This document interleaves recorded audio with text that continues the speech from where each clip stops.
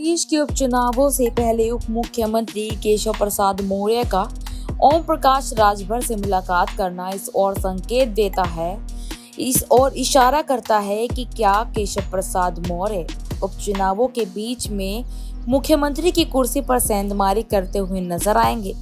जहां केशव प्रसाद मौर्य की मुलाकात यहां ओपी राजभर से देखने को मिलती है, तो वहीं दूसरी तरफ उपचुनाव को लेकर एनडीए के सहयोगी दल ही नाराज नजर आते हैं। आपको बता दें कि उपचुनावों को देखते हुए जहां राष्ट्रीय लोक दल अध्यक्ष यानी कि जयंत चौधरी की तरफ से मांग की गई थी कि कम से कम उन्हें 3 सीटों की उपचुनाव में पार्टी के तहत लड़ने की इजाजत दी जाए और भारतीय जनता पार्टी उन्हें 3 सीटों में से एक वही सीट है बिजनौर की मीरापुर विधानसभा सीट, जिससे आरएलडी यहाँ पर चुनाव लड़ती हुई नजर आई।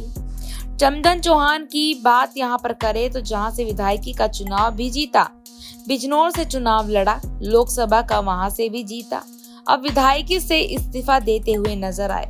लेकिन आरएलडी की तरफ से मांग है कि भारतीय जनता पार्टी उन्हें कम से कम 3 सीटें दे और अगर इन 3 सीटों में मीरापुर विधानसभा सीट भी हो, लेकिन अब यहाँ पर फैसला होता हुआ नजर आ रहा है।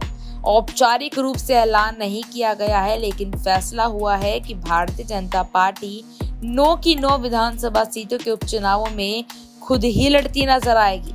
तो वहीं एक सीट जयंत चौधरी को देने जाने की बात सामने आई है। जयंत चौधरी की नाराजगी चरम पर पहुंच जाएगी। नाराजगी खत्म होगी या नहीं खत्म होगी, यह बड़ा सवाल बन जाता है, क्योंकि जयंत चौधरी की पार्टी से कई ऐसे प्रवक्ता, कई ऐसे नेता पार्टी छोड़ चुके हैं सिर्फ और सिर्फ गठबंधन के तहत। और जयंत चौधरी को जिस तरीके से भारतीय जनता पार्टी ने राज्यसभा के चुनाव में भी साइड किया और किस तरीके से नामों की चर्चा थी कि 2 से 3 नाम आगे किए जाएंगे, लेकिन ऐसा नहीं होता है, तो वहीं चर्चाएं तेज हो जाती है। क्या लगता है, एक तरफ केशव प्रसाद मौर्य के कदम उठाना, ओपी राजभर से मुलाकात करना, तो वहीं जयंत चौधरी को 3 सीटें ना मिलना, जिसकी उम्मीद जयंत चौधरी को थी। क्या ऐसे में समाजवादी पार्टी कोई बड़ा ऑफर देती हुई नजर आएगी? क्या अखिलेश यादव जयंत चौधरी को फिर से घर वापसी कराएंगे?